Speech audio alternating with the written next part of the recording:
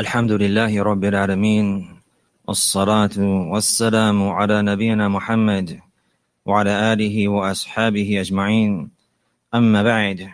This is our first gathering in this seminar that we have this weekend.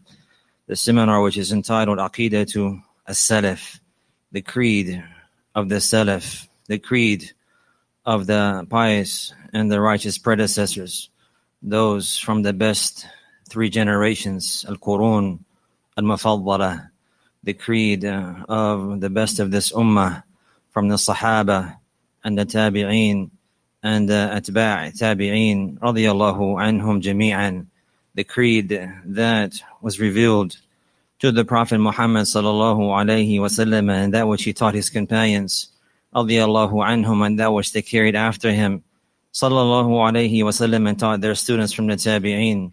And likewise, those tabi'un, they bore the trust and they carried the amana and performed that properly and taught that same creed and belief and methodology and way to their students after them from the atba' and tabi'in. And that creed has been documented and has been recorded in the Quran and in the Sunnah. And likewise, the understanding of the Salaf as well has been documented in texts and in authored works from those early days. And there are works of hadith known as Kutub Al-Aqaid Al-Musnada, Kutub Al-Aqaid Al-Musnada, and they are the books with regards to the creed that is upright and proper, the creed of the people of hadith that is mentioned and clarified with chains of narration back to the Prophet Muhammad sallallahu alaihi wasallam to identify and clarify the authenticity of that belief. And likewise chains back to the noble companions and those after them from those other two generations, radiyallahu anhum. So this is the title of the seminar, and it is Dawratun Ilmiya Mukathafa. It is a knowledge-based intensive seminar, meaning that the information is heavy. There will be a brief period of time just over the weekend, and there is a lot of information to cover, important points and benefits and details that we hope will be beneficial for all of us. So the likes of these seminars, sometimes the classes may be longer than normal. So we see we have the book, and it is translated. And it's translated by our brother Ustad Muhammad ibn Abdul Razak, Hafidhahullah Ta'ala. He's a student in Medina University. He's one of our companions, and I know him very well. May Allah preserve him. He just obtained his master's degree from the faculty of Hadith. Alhamdulillah. So he has translated them. And they are in this work here, Aqeedatu Salaf, Creed of the Salaf. And he says here that this is the 3rd century, volume 1. And in this text, there are three different treatises from 3 different imams. So in this seminar, we intend to study the first one and discuss the issues related to the first treatise. And bi'ithnillahi ta'ala, in the future, we will have another seminar with the same title. We'll take the second treatise. And then after that as well, bi'ithnillahi ta'ala, a 3rd seminar until we finish these 3 treatises here. And we seek the benefit and the aid and the help and blessing from Allah subhanahu wa ta'ala. So the treatise that we have now is entitled Usul al-Sunnah. Usul al-Sunnah, the fundamentals of the Sunnah. It is authored by Al-Imam Abu Bakr Abdullah ibn Al-Zubayr Al-Humaidee. Al-Humaidee, rahimahullah ta'ala, and he died in the year 219. So we begin our classes and these studies here of this work بمقدمتين مهمتين, with 2 very important introductions. المقدمة الأولى في المصنف والمقدمة الثانية في المصنف. المقدمة الأولى في المصنف والمقدمة الثانية في المصنف. The first introduction is with regards to the author, al-Musannif, the one who authored this work, الذي صنف هذه الرسالة. And the second introduction that we will discuss بإذن الله تعالى is with regards to the Musannaf, the actual work that he has authored, So we begin, and it's going to be in the manner of al-Imla, and we're going to move in a pace, hoping that we'll be able to cover this all in this class this evening.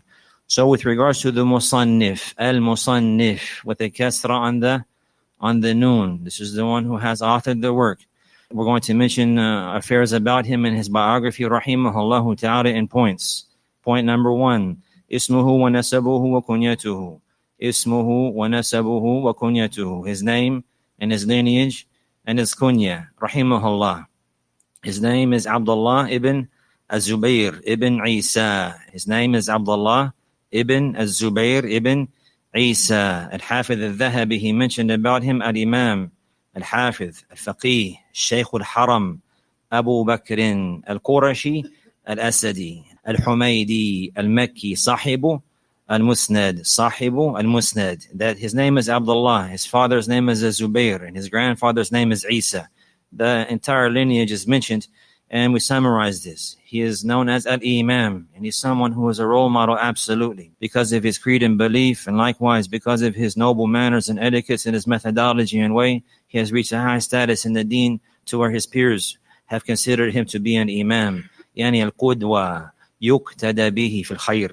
القدوة الذي يقتدى به في الخير. Al-Hafidh, Al-Faqih. Al-Hafidh, and is someone who memorizes the narrations along with their chains. Al-Faqih, someone who has great sound understanding of Islamic jurisprudence and the religion in general. Shaykh al-Haram, Shaykh al-Haram, ay al-Haram al-Makki. And he was the Shaykh of the Haram, meaning that he was a teacher in Al-Masjid al-Haram in his days. Rahimahullah. Abu Bakr al-Qurashi al-Asadi. Abu Bakr al-Qurashi al-Asadi. His kunya is Abu Bakr al-Qurashi al-Asadi, meaning he's from the tribe of Quraysh, and he's from the sub-tribe of Banu Asad. Banu Asad, rahimahullah. Al-Humaidee, which is another sub-tribe from Banu Asad. Al-Makki, Sahibu Al-Musnad. Al-Makki, Sahibu Al-Musnad, meaning he's from Mecca, rahimahullah, and he is the author of a work known as Al-Musnad. So just as Al-Imam Ahmad, rahimahullah, he has a work that we're all aware of, which is called Al-Musnad, Musnad al-Imam Ahmad. Likewise, many of the other scholars as well, before him and after him, have authored works of hadith and arranged them in the same manner, in the same methodology, and entitled them Masanid. So Al-Humaidee, rahimahullah, he has a book called Al-Musnad. His lineage, min al-Humaidat, min al-Humaidat, Batlun min Quraysh, min waladi Humaid ibn Zuhair, ibn al-Harith, ibn Asad, ibn Abdi Uzza, ibn Qusay. Ibn Qusay. And here with Qusay, he meets with the Prophet Muhammad sallallahu alayhi wasallam in his lineage. He meets with the Prophet Muhammad sallallahu alayhi wasallam in his lineage, because the noble Prophet Muhammad sallallahu alayhi wasallam is also Qurashiyun, is also Qurashi, An-Nabi al-Qurashi al-Hashimi. He's from Bani Hashim. He's from Bani Hashim. As for the Imam here, he's from Bani Asad. He's from Bani Asad. So this is his tribe, and this is his lineage. His kunya Abu Bakrin, وهو كنية Abdullah ibn Az-Zubayr ibn Al-Awam. Likewise, Abdullah ibn Az-Zubayr ibn Al-Awam. He has the same name, radiyallahu anhuma. He has the same name and the same kunya as Al-Humaidee. He has the same name and the same kunya as Al-Humaidee. And this was something that appears to be well known amongst the tribe of Quraysh in those days, that the one who was given the name Abdullah, many times he would take on the kunya of Abu Bakr. And the one who first initiated this, and Allah knows best, was Abu Bakr as-Siddiq radiyallahu anhu, and his name is Abdullah ibn Uthman, Abdullah ibn Uthman, Abdullah ibn Abi Quhafa radiyallahu anhu, and his name is Abu Bakr, and his kunya is Abu Bakr. How did Abu Bakr get this kunya?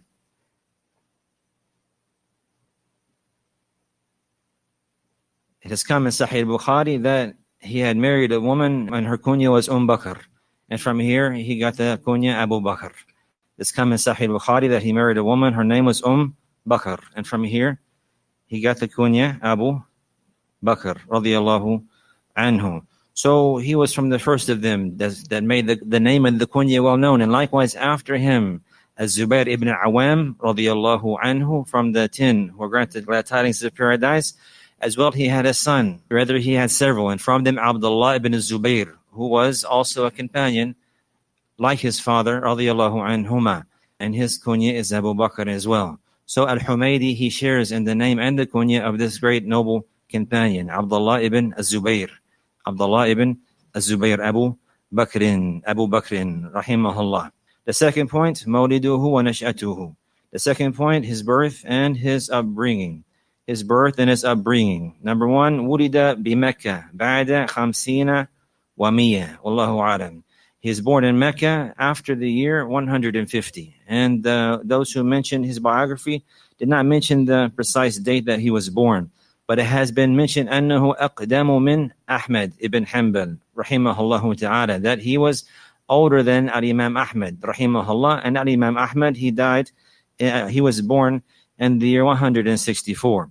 He was born in the year 164. And also it's been mentioned about Al-Humaidee رحمه الله تعالى أنه لازم سفيان بن عيينة 19 سنة أو 20 سنة. He remained by the side of Sufyan ibn Uyayna for 19 to 20 years, studying and learning from him.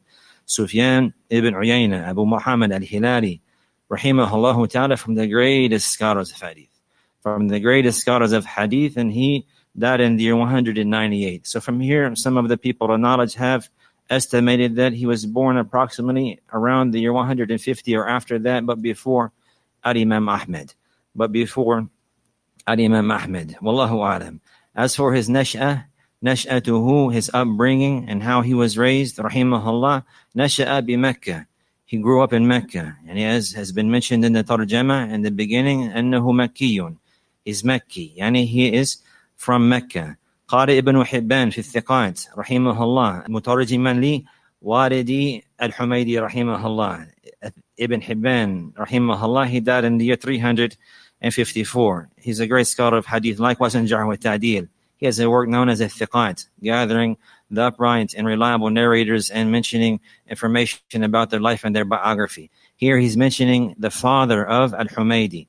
The father of Al-Humaidee. Al-Humaidee is Abdullah ibn Az-Zubair ibn Isa. So therefore his father is Az-Zubair ibn Isa. So in the biography of Az-Zubair ibn Isa in Al-Thiqat by Ibn Hibban rahimahumullah ta'ala, he says Az-Zubair ibn Isa walidu Al-Humaidee yarwi an Hisham ibn Urwa. Yarwi an Hisham ibn Urwa. That he mentioned that Az-Zubair ibn Isa, he is the father of Al-Humaidee. He says that his father rahimahullah narrated from Hisham ibn Urwa. From Hisham ibn Urwa. Hisham ibn Urwa ibn Az-Zubair ibn Awam. So this is the grandson of Az-Zubair ibn Awam, the noble companion. And Urwa is the brother of Abdullah ibn Zubair ibn Awam. Urwa ibn Zubair ibn Awam. His brother is Abdullah ibn Zubair ibn Awam. Radiyallahu anhum jami'an. So the son of Urwa, his name is Hisham ibn Urwa ibn Zubair ibn Awam. And the father of Al-Humaidee, rahimahullah ta'ala, he used to narrate on Hisham. So his father was a narrator of hadith, and he's well known for knowledge. And Al-Humaidee, rahimahullah ta'ala, he grew up in Mecca under his father, seeking knowledge and learning in a house of knowledge and virtue. In a house of knowledge and virtue. Since Al-Humaidee, rahimahullah ta'ala, he's from Mecca, فَإِنَّهُ قَدْ لَازَمَ الشُّيُوخَ مَكَّةَ حَيَاتَهُ. That he held fast in learning from the scholars of Mecca so long as he was alive, rahimahullah ta'ala. And Mecca is a center for knowledge. And Mecca, as we all know, is a great center for knowledge. And from the greatest of the scholars of Mecca in those days was Sufyan ibn Uyayna. Abu Muhammad al-Hilali, rahimahullah ta'ala. He died in the year 198. And this was from his most specific teachers that he learned from, and that he stayed by his side for almost 20 years. He stayed by his side for almost 20 years learning. It has come in the book Al-Jarh wa Ta'dil by Ibn Abi Hatim, rahimahullah ta'ala. He died in the year 327. He's mentioning with his chain to his father. He says, قال Al-Humaidee جالست ابن عيينة 19 سنة أو نحوها. Ibn Abi Hatim, he mentioned that Al-Humaidee, he said about himself, Jalastu, that I sat with Ibn Uyayna. He didn't say Jalastu. And there's a difference between saying Jalastu wa Jalastu. And I constantly, in diligence, day in and day out, sat with Ibn Uyayna 19 سنة أو نحوها, 19 years, and the likes like this. So this is what he mentioned about himself, The people of knowledge also mentioned as well that since he's in Mecca, of course, Al-Humaidee, rahimahullah ta'ala, كان يغتنم المواسم. كان يغتنم المواسم ومجيء العلماء للحج والعمرة, that he would take advantage of the sacred seasons, and the scholars, they would come to perform al-hajj and al-umrah, and whenever they would come, he would be diligent to benefit from them. So in these times, he benefited from a number of them, and we summarize and just mention one of them. From those whom he benefited coming for hajj was Abdul Razak ibn Hammam as-San'ani, rahimahullah ta'ala, the great scholar from Yemen. The great scholar from Yemen, whom Al-Imam Ahmed, rahimahullah ta'ala, he went through great trouble and hardship until his feet split, traveling from Iraq all the way to Yemen just to get the narrations of Abdul Razak. So Al-Humaidee, rahimahullah ta'ala, he also heard from Abdul Razak in Mecca whenever he's coming to make Hajj. Abdul Razak ibn Hammam as-San'ani, rahimahullah, he died in the year 211. He has a great work. It's called Al-Musannaf. It's called Al-Musannaf. Al-Musannaf with a fatha on the noon, not a kasra. If you say it with a fatha, this is ism maf'ul. And this is the object of the verb, meaning the authored work, the work that has been authored and placed in this manner with categories and chapters and the likes. As for the Musannif with the kasra on the noon, then this is the ism fa'il. He's the one who's performing the action of authoring the work. So Abdul Razak As-San'ani, rahimahullah, he has a work called Musannaf, and it's a great work of hadith. And these type of works that are called al-Musannafat, works of hadith, they gather in them, along with the narrations on the Prophet sallallahu alaihi wasallam, as well narrations on the Sahaba and the Tabi'een, Atba' Tabi'een. So along with the hadith al-marfu'ah, they include in the likes of these works that are known as al-Musannafat, al-hadith al-mawqufa wa al-maqtu'ah. So it's more complete, and this is where you would search if you're looking for narrations of the Sahaba specifically, or the Tabi'een, contrary to Al-Kuttaab al-Sittah, for example. You would not go here searching for the narrations in general of the Sahaba and the Tabi'een, radiyallahu anhum, because these works were authored specifically for the narrations of the Prophet Muhammad sallallahu alayhi wasallam. They're known as As-Sihah, wal-Jawami', wal-Sunan. These works here are for the marfu'at. As for the mawqufat and the maqtu'at, the narrations of the Sahaba and the Tabi'een, there are other authored works that you will find these types of narrations in. From them, the Musannafat. And there's another author likewise, he's not mentioned here, but Shay Bishay Yuthkar. There's another work called the Musannaf likewise. Bahu.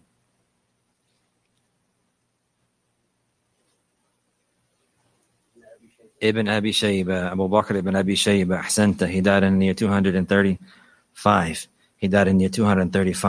Now, this is how he grew up, rahimahullah. This is how he grew up. He grew up with knowledge, benefiting from the scholars, from his family, and likewise from those in Mecca and those who are coming to Mecca. He's very diligent to learn and to seek knowledge and to implement and to apply the knowledge. And he was upright and steadfast upon the deen, rahimahullah ta'ala, inwardly and outwardly, until he's considered Al-Imam Al-Humaidee, rahimahullah. The third point, shuyukhuhu, his teachers. قال ابن أبي حاتم في الجرح والتعديل. Ibn Abi Hatim, he mentioned in his book الجرح والتعديل. Ibn Abi Hatim, again, he died in 327. He says وروى عن إبراهيم بن سعد وفضيل بن عياض وسفيان بن عيينة سمعت أبي يقول ذلك. Ibn Abi Hatim, he says rahimahullah ta'ala, that Al-Humaidee, he narrated from Ibrahim ibn Sa'd وفضيل ibn Iyad. We all know him. We have studied his biography in detail. He died in the year 187, from the most pious and righteous of the Salafy Salih, rahimahullah, and likewise narrators of hadith. And also he narrated, as has preceded, on Ibn Uyayna. He died in the year 198. And Ibn Abi Hatim, he says, rahimahullah, سمعت أبي يقول ذلك. I heard my father saying this. Who is his father?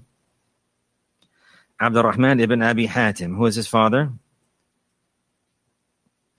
His father is Abu Hatim Al-Razi. Abu Hatim, Muhammad ibn Idris Al-Razi. This one you can't forget. He has the same name as Al-Imam Al-Shafi, Muhammad ibn Idris. He has the same name as Al-Imam Al-Shafi, rahimahullah, Muhammad ibn Idris. He is known as Abu Hatim Al-Razi. He died in the year 277. We studied his work here. You studied it with Imam Khalif. Aqidat al-Raziyain. The Aqidah of the two Razis. One of them is Abu Hatim. The other one is Abu Zur'a. There's a mention for him coming likewise.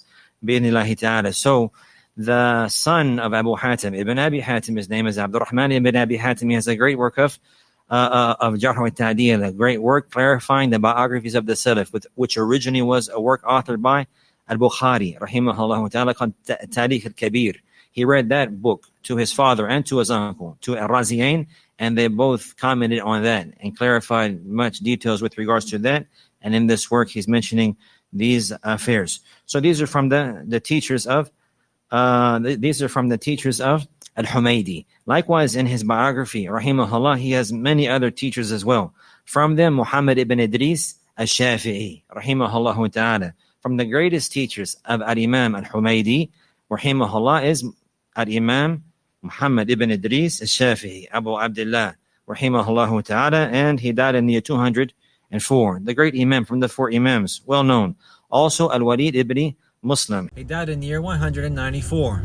Also from the great narrators of Hadith. Also, Waqi' ibn al-Jarrah, rahimahullah ta'ala, who is from the great students of Sufyan al-Thawri, rahimahullah. Waqi' ibn al-Jarrah, rahimahullah ta'ala, has been mentioned that he's from those individuals that resembled the guidance and the methodology and the demeanor and the way of the Prophet Muhammad sallallahu alaihi wasallam, precisely from those later generations. Waqi', yani after the Prophet sallallahu alaihi wasallam, learning from the students who learned from the students of Abdullah bin Mas'ud, radiyallahu anhu. So Waqi' ibn al-Jarrah, rahimahullah, he's from the teachers of Al-Humaidee. He died in the year 197, one year before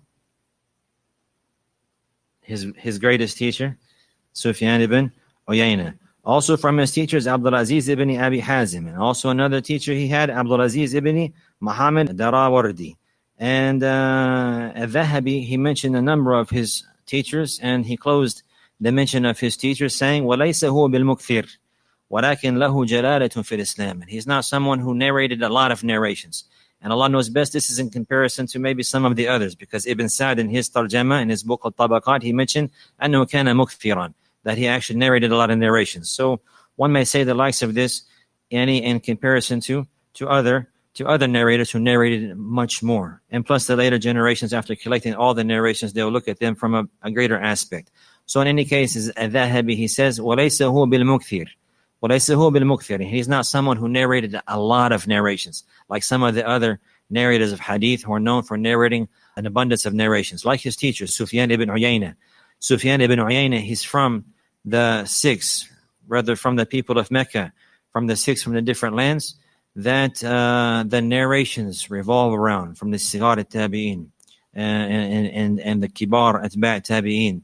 Yani that there are six of them. Ali ibn Madini, he mentioned, rahimahullah, that the narrations revolve around them. Meaning that if you look at the majority of the narrations, you will find these six individuals in almost all of them.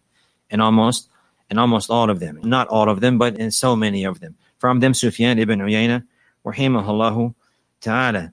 So he is not someone who narrated that many narrations. وَلَكِنْ لَهُ جَلَالَةٌ فِي الْإِسْلَامِ. But he has a high honorable status in Islam. But he has a high and lofty honorable status in Al-Islam. So likewise here, Ibn Hajar in Fath al-Bari, he mentioned his biography as well, and it's a summarization of that which has preceded. And he mentions, rahimahullah ta'ala, هو أبو بكر عبد الله بن الزبير بن عيسى منسوب إلى حميد بن أسامة بطن من بني أسد ابن عبد العزى ابن قصي رهط خديجة زوج النبي صلى الله عليه وسلم. His name is Abu Bakr Abdullah ibn Zubayr ibn Isa. He's ascribed to Humayd ibn Usama, Batnun min Bani Asad, a sub-tribe from the tribe of Asad ibn Uzza, ibn Abd al-Uzza, ibn Qusay. He said, and there are a group from the family of Khadija, the wife of the Prophet sallallahu alaihi wasallam. Ibn Hajar, he says, يجتمع معها في أسد ويجتمع مع النبي صلى الله عليه وسلم في قصي. So Al-Humaidee, his lineage goes back to Bani Asad, and he gathers in his lineage here with Khadija bint Khuwaylid radiyallahu anha, al-Mu'minin. And with Qusay, he gathers in his lineage to the Prophet Muhammad sallallahu alayhi wasallam. He says here, وَهُوَ إِمَامٌ كَبِيرٌ مُصَنِّفٌ وَهُوَ إِمَامٌ كَبِيرٌ مُصَنِّفٌ, and he's a great imam and one who authors works.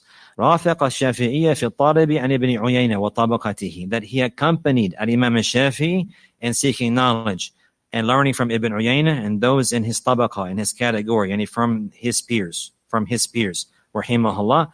وأخذ عنه الفقه, and Al-Humaidee, he learned the fiqh and jurisprudence and the principles and understanding of the law of Islam and the sunnah of the Prophet sallallahu alaihi wasallam from Imam al-Shafi'i, rahimahullah. وَرَحَلَ مَعَهُ إِلَى مِصْرٍ, and Al-Humaidee, he traveled from Mecca with Imam al-Shafi'i to Misr. We know that Imam al-Shafi'i, he was also from Mecca, and then he was in Iraq. And then in Iraq, he's seeking knowledge and traveling and learning, and he had a madhab. It's called al-madhab al-qadim, because whenever he moved and he traveled to Misr, many of his previous judgments and rulings that he had in fiqh and jurisprudence, they changed. Some of the things that he would declare to be halal or haram, previously they changed. His understanding changed. Al-Imam al-Shafi'i himself, he has two madhab. Al-madhab al-qadim fi Iraqi, wal-madhab al-jadid fi Misr.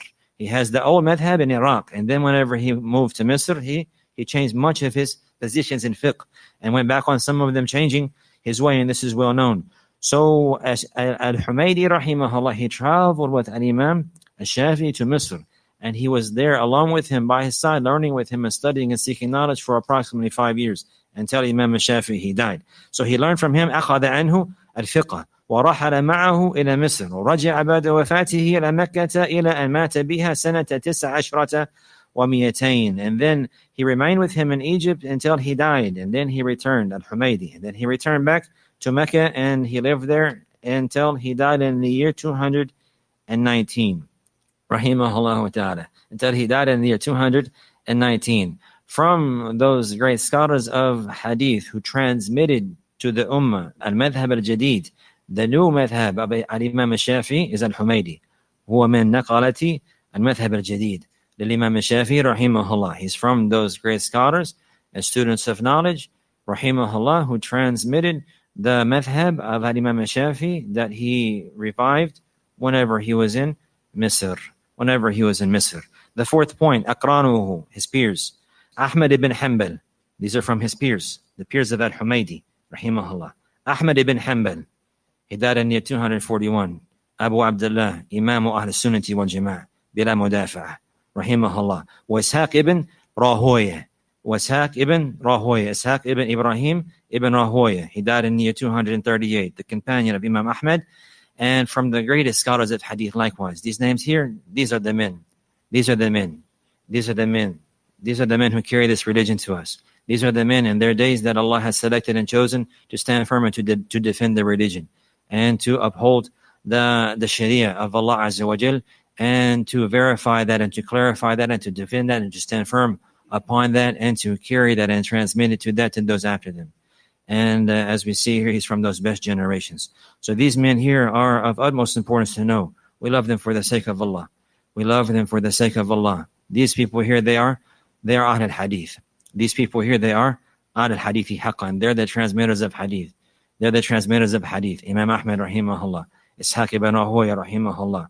We have seen in our previous classes in Aqidah the position of Ishaq ibn Rahoya rahimahullah with regards to the attributes. Who transmitted that to us?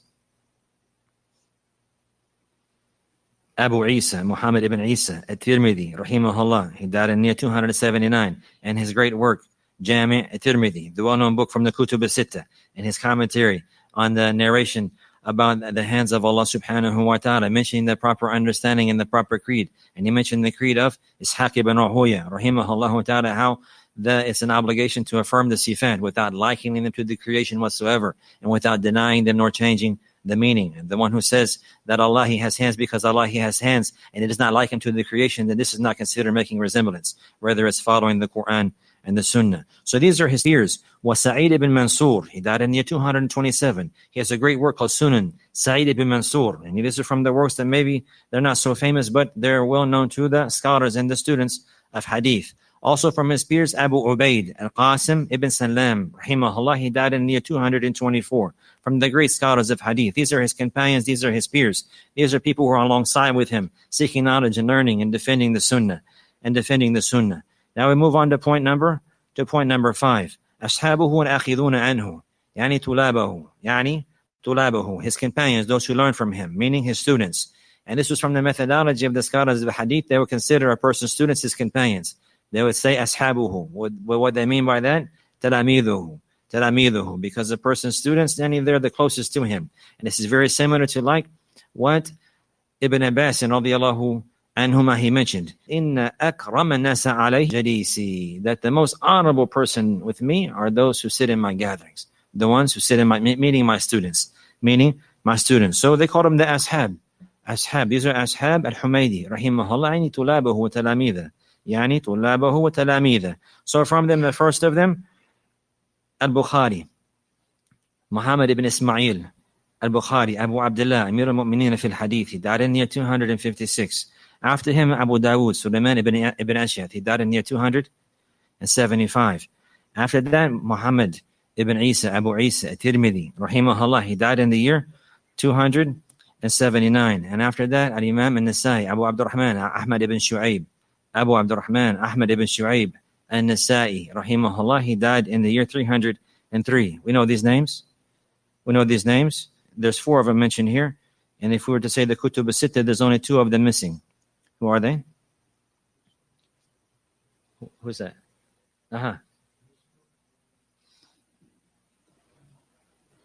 And Ibn Majah, Ahsanta. Al-Imam Muslim ibn Hajjaj, An-Naysaburi, Al-Qushayri, An-Naysaburi, Abu Hussein, he died in year 261. And Ibn Majah, Abu Abdullah, Muhammad ibn Yazid ibn Sawra, Ibn Majah, Al-Qazwini, he died in the year 273. So 4 of the Kutub as-Sittah, they're his students. From his students, Al-Bukhari. From his students, Abu Dawood. From his students, At-Tirmidhi. From his students, An-Nasa'i. And these 4 books here, the books of Hadith, Sahih Bukhari, Sunan Abu Dawood, Jami' Tirmidhi, and Sunan An-Nasa'i, that they narrate on him in these books. Rather, we'll see, inshallah, the very first narration in Sahih Bukhari. Al-Imam Al-Bukhari, he says, Haddathani Abdullah ibn Zubayr, Abu Bakr Abdullah ibn Zubayr. And he began the very first teacher that he narrates in Sahih Bukhari is on Al-Humaidee, rahimahullah ta'ala. So also from his students, Abu Zur'ah Al-Razi, who died in the year 264. His name is Ubaydullah ibn Abdul Karim Al-Razi, rahimahullah, and also Abu Hatim Al-Razi. He died in 277. What's his name? Abu Hatim Al-Razi. What's his name? He has the same name as Shafi'i. Muhammad ibn Idris. What's his kunya? Abu Hatim Al-Razi, rahimahullah ta'ala, from the greatest of the scholars of hadith. Likewise, Muhammad ibn Yahya al-Dhuhali, he died in the year 258.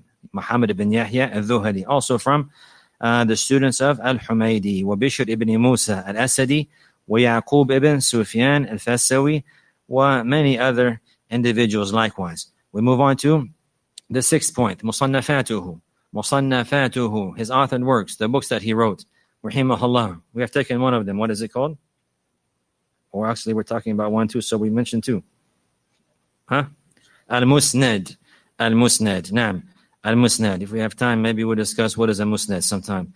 Al-Musnad. He has a book called Al-Musnad. It's called Musnad Al-Humaidee. Like there's Musnad Imam Ahmad, there's also Musnad Al-Humaidee. Also, there's Musnad Al-Darimi. And there's many of the Masanid. Musnad Ibn Abi Shaybah has a Musnad likewise.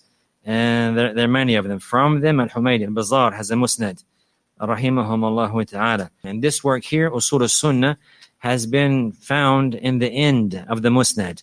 So the only work that has reached us, and Allah knows best, and that has been printed, is the Musnad. And it's been checked and verified by the great scholar of hadith of our day. His name is Habib al-Rahman al-Azami, rahimahullah. And he verified the Musnad al-Humaidee from a number of different manuscripts, and it's in 2 volumes. And the end of that work is this work here, Usul al-Sunnah. It's as if he closed and sealed that work with this small treatise called Usul al-Sunnah.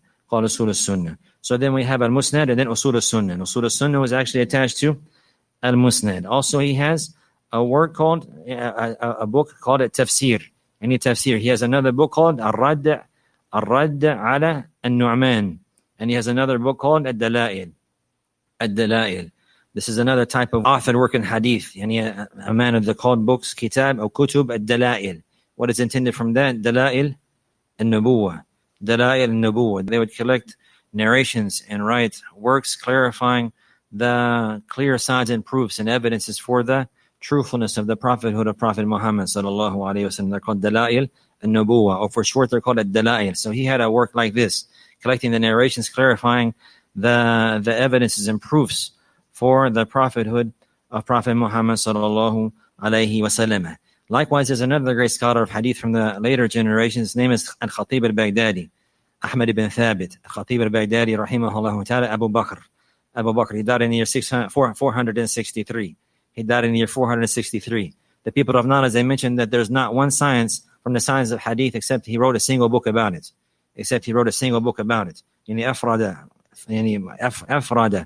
أفراد مصنفا مستقلا في كل نوع من أنواع الحديث تقريبا. And everybody who came after him rely upon his books with regards to the science of hadith.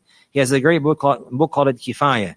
And one of the benefits of the books of Al-Khatib al-Baghdadi is that, like these scholars here, he narrates with chain, verifying what he's speaking of. In this work here, he narrates with his chain back to Humaidee, discussing issues related to Mustalah hadith. So he's from the first of the scholars of hadith to actually speak about these affairs, and that his positions and statements about the sciences of hadith were documented with chain. Back to Al-Humaidee, rahimahullah ta'ala. And we know that this science here is from the principles and foundations and fundamentals that the scholars of hadith from an early day have established in order to weed out the weak narrations and to verify the lies and that which is ascribed to the Prophet Muhammad sallallahu alaihi wasallam unrightfully, and that which is ascribed to him as a lie, from that which is authentic and pure, and from that which is good and true and correct from our Messenger sallallahu alaihi wasallam. So the point now is to see that Humaidee rahimahullah ta'ala, he has a hand and a share in that. He is from those who had transmitted those principles, and he is the ones who had mentioned those affairs, and he is from those who had established those qawaid rahimahullah ta'ala, and they're transmitted to us by chain from the likes of Al-Khatib al-Baghdadi rahimahullah ta'ala. In this manner the religion has been preserved.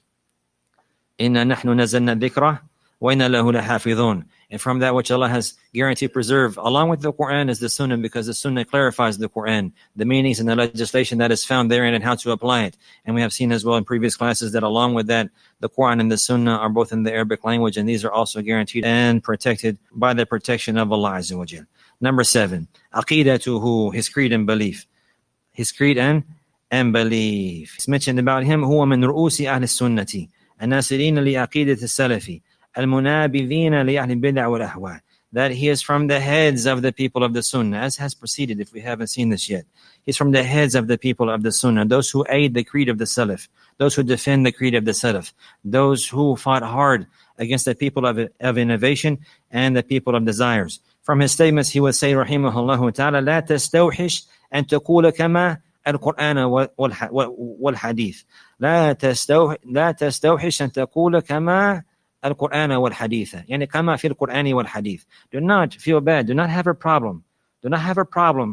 Or be leery to say like the Quran and the Hadith say.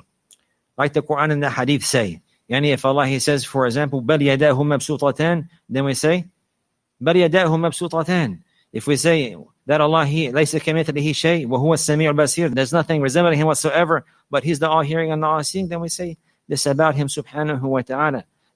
We say this about him subhanahu wa ta'ala. Don't feel bad. Don't have a problem with saying what Allah said about himself in his book, nor about what the Messenger of Allah sallallahu alayhi wasallam has said about him in the authentic sunnah.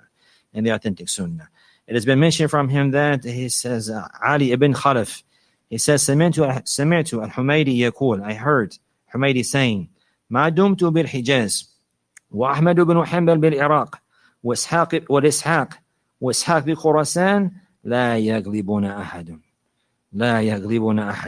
He said, ما دمت, يعني أنا ما دمت بالحجاز وأحمد بن حنبل بالعراق وإسحاق, who's that? These are his peers.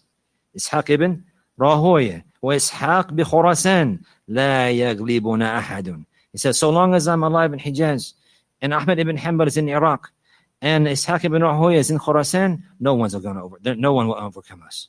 No one will overcome us. We will stand firm to our death to defend the sunnah of the Prophet sallallahu alaihi wasallam. We'll stand firm to our death to defend the sunnah of the Prophet sallallahu alaihi wasallam. It's been mentioned that he said, rahimahullah, وَقَالَ وَاللَّهِ لَنْ أَغْزُوَ الَّذِينَ يَرُدُّونَ حَدِيثَ رَسُولِ اللَّهِ صَلَى اللَّهُ عَلَيْهِ وَسَلَّمَ أَحَبُّ إِلَيَّ مِنْ أَنْ أَغْزُوَ عِدَّتَهُمْ مِنَ الْأَتْرَاكِ. He said, I swear by Allah that I will go to battle and go to war with those who reject the hadith of the Messenger sallallahu alaihi wasallam is more beloved to me, that I will go to war and battle the number of them from the Atrak, and from the disbelievers of his day. And it's more beloved to me to battle and to go to war with those who reject the sunnah of the Prophet sallallahu alaihi wasallam, from those who ascribe to al-Islam. من المنافقين وأهل الهواء والزنادقة. It's more beloved to me that I'll go to war with them, I'll go to battle to them, and I will defend the sunnah of the Prophet sallallahu alaihi wasallam, then I will go to jihad and fight with the weapon, the number of them from the Atrak. So he was a great imam, rahimahullah ta'ala, striving in the path of Allah. Striving in the path of Allah with knowledge. Striving in the path of Allah with ikhlas. Striving in the path of Allah with sidq.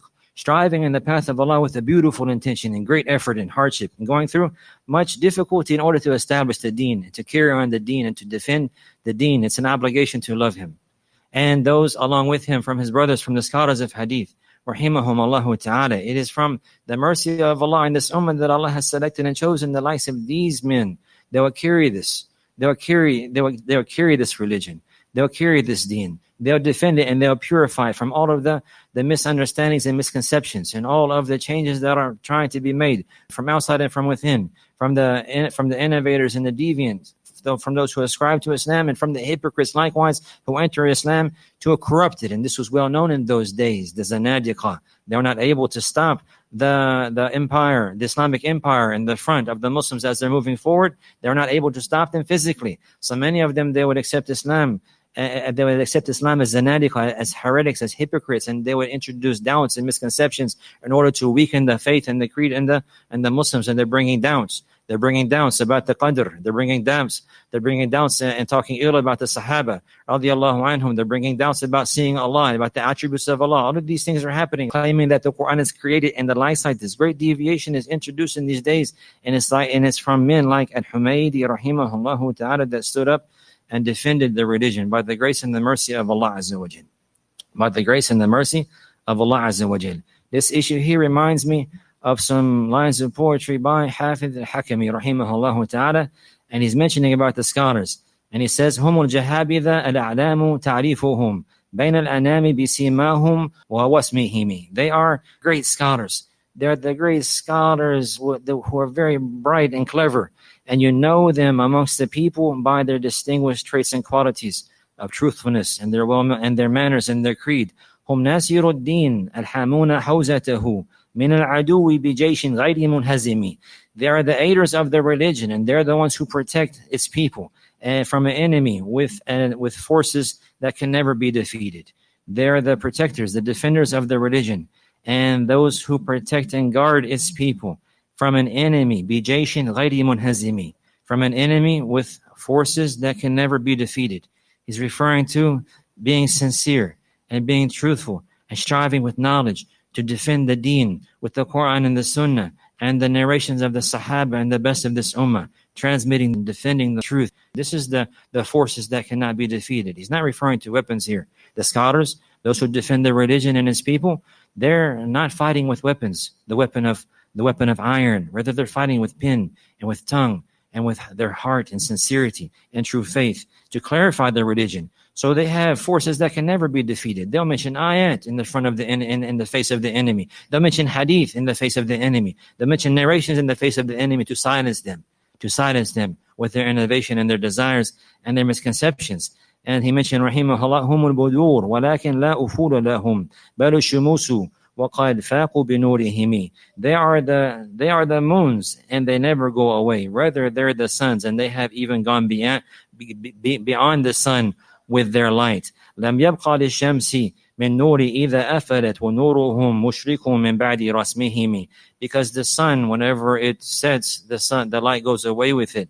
But as for them, then their light is radiant and bright even after they die. لهم مقام رفيع ليس يدركه من العباد سوى السعي كسعيهم لهم مقام رفيع ليس يدركه. They have a high and lofty status. No one can ever reach it. من العباد, from the slaves, سوى السعي كسعيهم, except for those who work hard like they did. Except for those who work hard like they did. No, they have a high and lofty status and rank. No one can reach their level, except for the one who strives in diligence like they strove in diligence. Meaning that one, he can reach that level by the permission of Allah, but he must make great effort because they made great effort. In order to reach that status where they're the defenders of the religion and they're the ones who transmitted the deen, and it was at their efforts that Allah preserved his religion and the sunnah of his Prophet sallallahu alaihi wasallam. This is not from sleeping after Fajr. And this is not from staying up all night, breaking your thumbs on a device. This is from being diligent. This is from being sincere. This is from guarding your time. This is from having sincere faith and working in the path of Allah subhanahu wa ta'ala. So it has been mentioned about him, رحمه الله, وَنَقَلَ عَنْهُ غَيْرُ وَاحِدٍ مِنْ أَئِمَّةِ السُنَّةِ وَعَدُّوهُ مِنْ الْأَكَابِرِ من أكابر أصحاب الحديث وأئمة الأثر وأهل السنة المعروفين بها المقتدى بهم فيها. And many scholars of hadith after him have mentioned him and counted him and considered him amongst the greatest scholars of hadith, and those scholars who have transmitted the narrations, and from the people who are well known by the sunnah, and from the imams that are taken as role models. From them Ibn Taymiyyah, rahimahullah ta'ala, and from them Ibn Qayyim, rahimahullah ta'ala, transmitting many transmissions about Humaidee and the likes of Humaidee, and many times in their works, whenever they establish their refutations against the people of innovation, they'll mention their creed and their belief and the evidences for that, and they will say, and like this was so and so and so and so, and he'll mention from the tabi'in and so and so and so and so, from the atba' tabi'in and so and so and so and so, all the way till he gets to Al-Humaidee. He'll be considered along with them because of the efforts that they had made in verifying the sunnah of the Prophet sallallahu alaihi wasallam. Shaykh al-Islam, he mentioned in his book called Minhaj al-Sunnah. Minhaj al-Sunnah is a great work in the refutation of the Rafidhah and also other deviant sects. He mentioned whenever he's clarifying and defending Umar radiyallahu anhu, Shaykh al-Islam, in this work in the 6th volume, he's defending Umar from the lies that are made up about him, that he's unjust and that he's this and that he's that.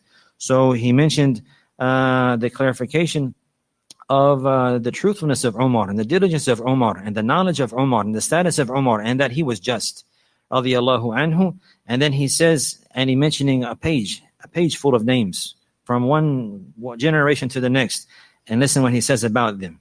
He says, وَهَؤُلَاءِ أَهْلُ الْعِلْمِ الَّذِينَ يَبْحَثُونَ اللَّيْلَ وَالنَّهَارَ عَنِ الْعِلْمِ وَلَيْسَ لَهُمْ غَرَضٌ مَعَ أَحَدٍ بل يرجحون قول هذا الصاحب ترة وقول هذا الصاحب ترة بحسب ما يرون من أدلة الشرع كالسعيد بن المسيب وفقهاء المدينة. And he continues to mention individuals from the tabi'in and then atba' tabi'in. He says, and these people here, from the people of knowledge, they're the ones who search all night and all day for knowledge. يبحثون الليل والنهار عن العلم. يبحثون الليل والنهار عن العلم. They're searching all night and all day for knowledge. These people here, they're searching all night and all day for knowledge, and they have no ulterior motive for anyone. They don't have no attachment to a single individual, to a sheikh or to a sheikh or anyone other than them. Rather, they find to be heavy in the scale the statement of this one time and the statement of that one another time, in accordance to the evidence that has reached them. In accordance to the evidence that has reached them, in accordance to the evidence of the legislation that has reached them. And this is the way of Sa'id ibn Musayyib, the great scholar of hadith. He's married to the daughter of Abi Hurairah radiyallahu anhu. He died in the year 94. And he mentioned the fuqaha, as-sab'a from Medina, the 7 fuqaha from Medina. And then he mentioned many from the tabaqa of the tabi'in. And then he moved on to atba' tabi'in. Then he moved on all the way till he says thumma shafi. And he's including all of these people from these individuals here who spend their night in the day, in the daytime and the nighttime, all night and all day they're seeking knowledge in defense of the religion, searching for the evidence, not attaching themselves and blind following anyone, rather basing the position upon the proof that they find from the legislation, the evidence that is heavy in the scale. And the evidence that is heavy in scale, he says, ثم الشافعي وأحمد بن حنبل وإسحاق ابن راهوية وأبو عبيد القاسم بن سلام والحميدي عبد الله ابن الزبير وأبو ثور ومحمد ibn Nasr al-Marwazi ومحمد ibn Jarir al-Tabari, and he mentioned a number of them. Rahimahullah ta'ala, he said, and then Shafi'i, and then Ahmed, and then Ishaq, and then Abu Ubaid. These are all either his teachers or his peers. And then Humaidi, rahimahullah ta'ala. So he's from them. The Shaykh al-Islam ibn Taymiyyah, rahimahullah, considered to be from the imams of the Sunnah that are followed in regards to the creed and understanding of the religion, praising them, considering them to be from those people who spend their life nighttime and daytime in search of knowledge with sincerity and truthfulness, not having any ulterior motives. Allahu Akbar. Number 9, ثناء العلماء عليه, ثناء العلماء عليه, the praise of the people of knowledge, the praise of the scholars for Al-Humaidee, rahimahullah. قال أحمد, Al-Imam Ahmad, he says, rahimahullah, Al-Humaidee عندنا إمام. Al-Humaidee عندنا إمام. Humaidee is considered an imam with us. Al-Imam Ahmad is saying that Humaidee is an imam. The people of knowledge, those who have knowledge of hadith, knowledge of the religion, knowledge of the sunnah, true knowledge of Islam, they're cautious with this word here, al-imam, whenever they use it in this praising a person, not referring to the imam of the masjid, so on and so forth. This is fine.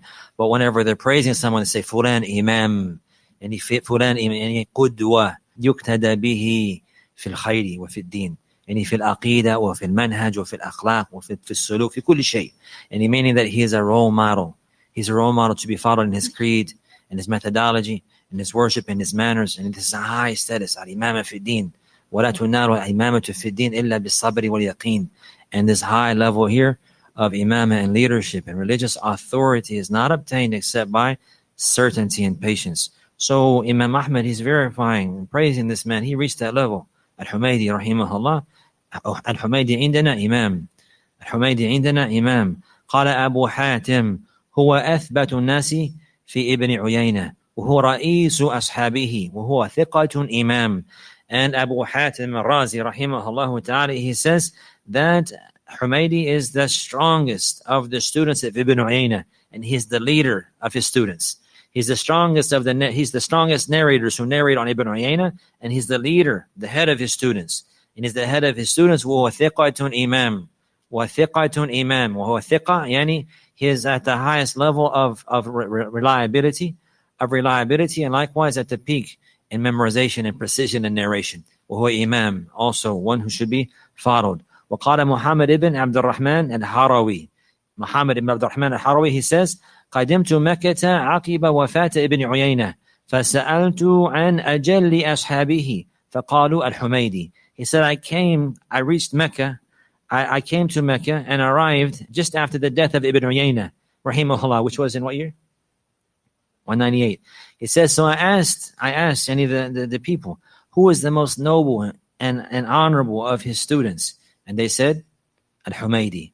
He said, فَكَتَبْتُ حَدِيثَ ابن عيينة عنه. فَكَتَبْتُ حَدِيثَ ابن عيينة عنه. So I wrote the narrations of Ibn Uyayna from Al-Humaidee.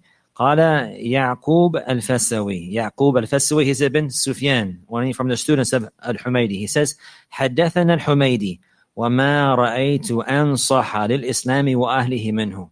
He said, Humaidee narrated to us, and meaning he taught us narrations. And I never seen anyone who was more sincere. I never seen anyone who was more sincere advisor for Islam and for the Muslims than him.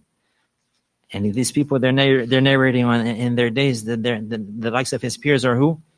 Ahmad ibn Hanbal. The likes of his peers are who? Ishaq ibn Rahoya, Qasim ibn Salam, Abu Ubaid, rahimahumullah. He says that Humaidee, he narrated to me, he taught me, وَمَا رَأَيْتُ أَنصَحَ لِلْإِسْلَامِ وَالْمُسْلِمِينَ مِنْهُ. I never seen anyone a more sincere advisor, pure, wanting good for Islam and his people than him. Rahimahullah. وقال الربيع ابن سليمان. الشافعي يعرفونه. ربيع بن سليمان. He says, سمعت الشافعي يقول ما رأيت صاحب بلغم أحفظ من حميدي كان يحفظ لسفيان بن عيينة 10,000 حديث. He said, I never seen anyone with greater memorization than Humaidee.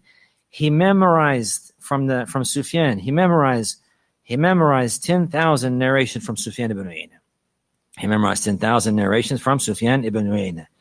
And what is intended by this is not 10,000 different narrations, but rather one narration maybe it has 2, 3, 4 or more chains for one hadith. Up to 10 chains maybe for one hadith. One hadith will have many chains. it will branch off and have many chains. So they'll memorize all of those chains back to that one hadith.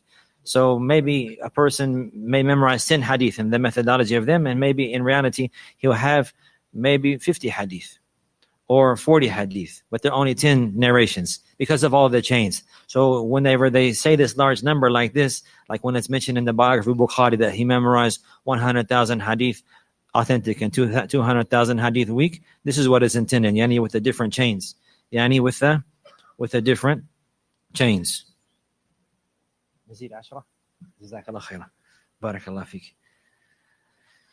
So he says that about Humaidee that I never seen anyone memorize in this manner. He memorized 10,000 narrations just from one teacher. Just from one teacher. This is not his only teacher. Remember that? This is not his only teacher. He's just from one teacher. So he says, وقال إسحاق بن راهويه الأئمة في زماننا الشافعي والحميدي وأبو عبيد. Ishaq ibn Rahoya, rahimahullah, again, he died in the year 238. He says the Imams in our time, this is his peer, remember this? This is what his peers are saying about the Imams in our time are Al-Shafi'i, Wal-Humaidee, wa Abu Ubaid. Al-Shafi'i, who is that? What's his name? Muhammad ibn Idris. What's his kunya? Abu Abdullah, kunyat al-Muhaddithin. When did he die? 204. Ahsanta, mashallah. And Humaidee, we know him, huh? This is who we're discussing. Wa Abu Ubaid, who is that? That's also his peer. Abu Ubaid, Al-Qasim ibn Salam, rahimahullah, 224. So, Ishaq ibn Rahoya, this is a great praise for him. He's coupling him now with the mention of his Shaykh. Shafi is his Shaykh. And he's saying the Imams in our days, the leaders in our day, Shafi and his student, Humaidee. Shafi and his student, Humaidee. And also, Qasim ibn Salam, who was the peer of Al-Humaidee, rahimahum Allah ta'ala. قال البخاري الحميدي إمام في الحديث. قال البخاري الحميدي إمام في الحديث. Humaidee is an imam in hadith. Ibn Hibban, he mentioned in his book الثقات, مات بمكة سنة 19 و200 وكان صاحب سنة وفضل ودين. And Humaidee, he died in Mecca in the year 219, and he was a person of sunnah, virtue and religion. He was a person of sunnah, virtue, and religion. It's been mentioned by Ibn Adi, rahimahullah ta'ala. He has a book called Al-Kamal, في ضعفاء الرجال, في ضعفاء الرجال. He died in the year 385. He says, ذهب مع الشافعي إلى مصر وكان من خيار الناس. Al-Humaidee, he went along with Shafi to Misr. We've seen this in our previous discussion. And he spent with him how many years? 5 years. 5 years. And he narrated from him the new madhab, and madhab al-jadid. Now he's from those who transmitted that from Imam al-Shafi. And he says, وَكَانَ مِنْ خِيَارِ النَّاسِ. And he كَانَ مِنْ خِيَارِ النَّاسِ. خِيَار النَّاسِ. He's from the best of the people. Al-Hakim, he says, rahimahullah. Al-Hakim al-Naysaburi, rahimahullah. Abu Abdullah al-Hakim al-Naysaburi has a book called Al-Mustadrak. He died in 405. Thiqatun ma'amun. He's thiqa, meaning he's reliable and trustworthy, and also he's at the peak of memorization and precision in narration. Ma'amun. And he's somebody who you never think is going to harm you. He's never think he's going to deceive you. This is what is mentioned about the likes of these people. قال ومحمد بن إسماعيل إذا وجد الحديث عنه لا يخرجه إلى غيره من الثقة به. He mentioned Al-Hakim, he says that Al-Bukhari, if he's narrating a narration and he finds the narration with the chain to Humaidee, he'll never go away from that. He'll never narrate on someone else whenever he can narrate on Humaidee because of how reliable he is, because of his status and reliability. Because of his status and reliability. In Sahih Bukhari, the very first chapter is called the Kitab Bad al-Wahyi, the chapter of the beginning of the revelation. And the very first narration that Abu Bukhari he narrates, and he opened this book up with his narration on Al-Humaidee, rahimahullah ta'ala. So in the very beginning, Al-Bukhari, the very first thing he mentioned in his book, after he mentioned the chapter title, he mentioned the Basmalah and the chapter title, and he mentioned an ayat from the book of Allah Azza wa Jal, and then after that he says, حدثنا Al-Humaidee, Abdullah ibn Zubayr. Al-Humaidee, Abdullah ibn Zubayr, he narrated to us. قال حدثنا سفيان. Al-Humaidee, he says حدثنا سفيان. Who is that? Ibn Uyayna. حدثنا سفيان يعني ابن عيينة. قال ابن عيينة حدثنا يحيى بن سعيد الأنصاري قال حدثنا محمد بن إبراهيم التيمي أنه سمع علقمة ابن وقاص الليثي يقول سمعت عمر ابن الخطاب رضي الله عنه على المنبر يقول سمعت رسول الله صلى الله عليه وسلم يقول the first hadith إنما الأعمال بالنيات وإنما لكل امرئ ما نوى until the end of the hadith, until the end of the hadith. So Al-Dhahabi in Siyar Alam al-Nubala, he mentioned this issue here. And then he says after this he says rahimahullah, Al-Dhahabi likewise, he mentioned at the end of the biography his chain, a number of individuals all the way back to Bukhari. His chain all the way back to Bukhari, and then all the way back from Bukhari to all the way to the Messenger sallallahu alaihi wasallam, to this narration. And then he says هذا أول شيء افتتح به البخاري صحيحه. This is the first thing Al-Bukhari he opened his authentic collection with. فصيره كالخطبة له. So he made this narration as if it's an introduction for him. There's no introduction in Sahih Bukhari. Like many other works, they have a muqaddimah or they have an introduction or they said alhamdulillah and the likes like this. It doesn't start like that. It doesn't start like that. He starts with the basmala, the chapter title, an ayah, and then hadathani Humaidee. Like this in this manner. So he's saying that Bukhari, he made this narration to be like an introduction for his book. وعدل أن روايته افتتاحا بحديث مالك الإمام إلى هذا الإسناد لجلالة الحميدي وتقدمه. And Al-Bukhari, he turned away from narrating this same narration from the chain of Malik al-Imam, and he chose to narrate and open his book instead of Imam Malik on Al-Humaidee because of his high and lofty status, because of his nobility and lofty status and his precedence in this affair. وَلِأَنَّ إِسْنَادَهُ عَزِيزُ الْمِثْلِ جِدًّا, because this particular chain here is almost nothing like it, almost nothing resemble it. لَيْسَ فِيهِ عَنْعَنَةٌ أَبَدًا بَلْ كُلُّ واحد مِنْهُمْ صَرَّحَ بِالسِّمَاعِ. There's no anana. Every single one of them, they said, I heard for حدثني أخبارني يقول سمعت. He's mentioned each one of them. He's mentioning directly that he heard from the one before him. So there's many reasons why Bukhari, he chose this chain for this narration over other chains that he knows with regards to the same narration.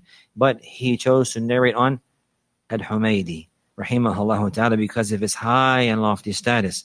Ibn Hajar, rahimahullah, and we close with this, bi'idhnillahi ta'ala, he mentions some benefits about this affair in Fath al-Bari. He says, فَكَأَنَّ الْبُخَارِ امتثل قوله صلى الله عليه وسلم قدموا قريشا. So it's as if Bukhari, in opening up his authentic collection here by beginning the narrating from the chain of Al-Humaidee, he's saying it's as if Bukhari, he is complying to the statement of the Prophet sallallahu alaihi wasallam, قدموا قريشا. You have to make Quraysh first. Put Quraysh in the front. And this is a narration from the Prophet sallallahu alaihi wasallam that Quraysh, they should take precedence. So Imam Malik, he's not from Quraysh, he's Asbahi. So he's putting Humaidee, who is Qurayshi, in the beginning. He says, rahimahullah, فَافْتَتَحَ كِتَابُهُ بِرِوَايَةِ عَنْ الْحُمَيدي لِقَوْنِهِ أَفْقَهَ قُرَشِيًّا أَخَذَ عَنْهُ. So Al-Bukhari, he opened up his book with the narration on Humaidee because he is the most knowledgeable in fiqh from the Qurashi scholars that he has learned from. وَلَهُ مُنَاسَبَةٌ أُخْرَى لِأَنَّهُ مَكِّيٌّ كَشَيْخِهِ فناسب أن يذكر في أول ترجمة بدء الوحي لأن ابتداءه كان بمكة. He said there's another subtle benefit as well by beginning his book in this manner with the chain from his teacher Al-Humaidee, and that is that Humaidee is from Mecca, just like the Sheikh of Humaidee also is from Mecca. And it's suitable here beginning the chapter, to start the chapter at the beginning of the revelation with him because he's from Mecca, because that began in Mecca.